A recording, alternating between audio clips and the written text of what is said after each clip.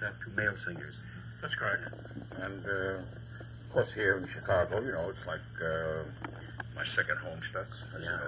I'm thinking, talking to Tucker and to Merrill, Tucker described by Toscanini as another Caruso, although Jewish, considered an Italian tenor, most Italian. Merrill, a powerful baritone, one of the greatest of our time. We think of him for the moment, Italian opera, as though the French is there. And we think of Bob Merrill perhaps doing a Don Giovanni. Let's go back to the beginning, that moment when you, Bob Merrill, made your debut as Old Man Germont in Traviata. 1945-46 season, and they asked me what tenor I wanted as my son, and I picked Mr. Tucker. No, they don't really, I'm kidding, no, but as fate would have it, he was Alfredo in my first performance. Was that the same year of your debut, too? Yes, mine was in January 45. So it was 25 years. Well, it's 27 years ago. 27 years. But I'm thinking of that moment for both of you, each of you. Yours a few months before Richard Tucker, before Robert Merrill's.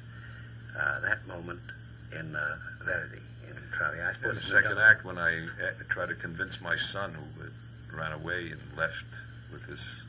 So, at that time, I thought it was a vile lady, Violetta, and I asked him to come home and return to his province, the Provenza, where he lives. It's a very poignant aria. I suppose this aria we're about to hear, the Provenza il Mare, return home and avoid Violetta. Later on, he asked for forgiveness. But I suppose that moment to you was a very vivid one, isn't it? When you offered that aria. Well, it's one of the most beautiful arias I think ever written. There was an aria, my debut was an aria that I sang with Toscanini. He engaged me to sing of Germont. And it's been I think it's the opera I've sung the most. My 500 performances in New York. I think this Traviata would be done the most. Provenza. Beautiful, of course. The aria as well as the performer. And Richard Tucker, listen to it. It's, I suppose, memories of Scotty and others, too, come to play. Well, that's good memories. Thank you very much. Richard Tucker, yourself, Alfredo, but then, for the moment, Italian, the most Italian of tenors. So somehow, the variety of roles you've done in Italian opera, the Donizetti, too, thinking of you as the country bumpkin, Nemorino. Nemorino, yes, it's a very, very moving aria. I always enjoyed it because it always brings back to me the bel canto type of singing, which I've studied and based my entire vocal study.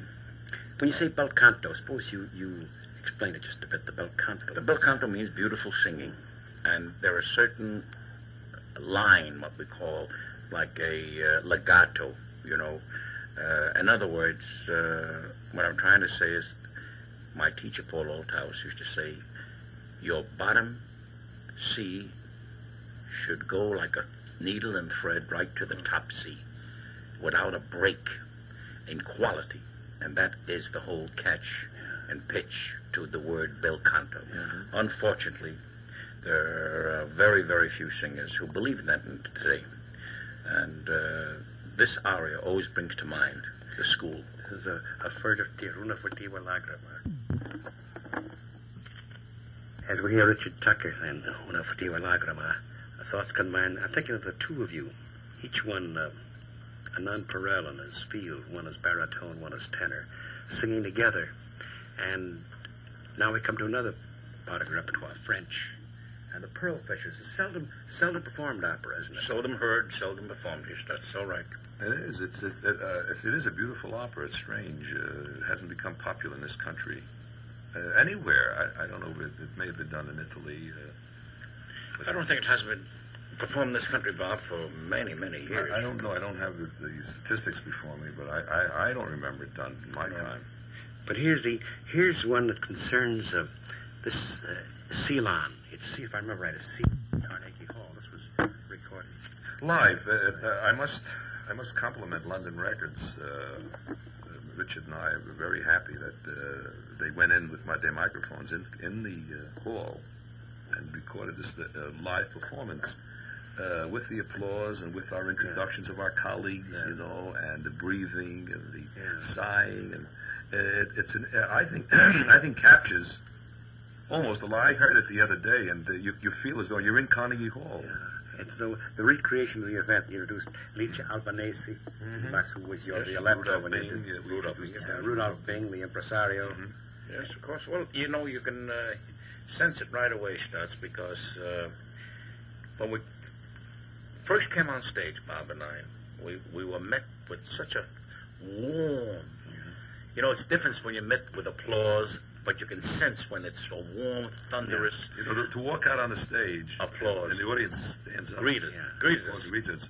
I mean, we were in, because we gave and gave and gave and gave. We gave all on this, and it's all recreated live with no retakes or anything. It's actually a concert. Point out there, it's a concert. There are 18 works, and some few of these we're hearing during this particular hour. So we hear.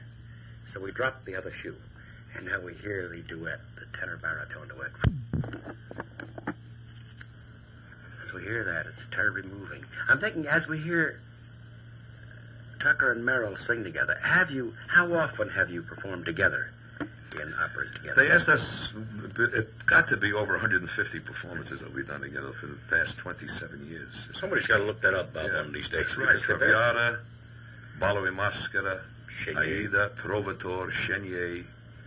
I'm sure that one or two Faust, one or two more. That's right, we did it together. Practically all you've named are on this particular London album, too. And so it has to be over 150 performances. So I suppose in playing, can I ask you this question before we take a very slight pause for a middle intermission or interlude? You're working together. Do you discover more of one another, too, as you work together through the years? Oh, sure. You get closer and closer. You get to know each other's breathing. It only stands to reason. I mean, because we're concerned about the success. We're not prima donnas. We may cuss on the outside, Stutz, but when we get on the stage, you understand. No, you do. You get a feeling of each other, and it shows on the stage. Yeah. I think there's a warmth and a naturalness that conveys itself. Let's take a slight pause.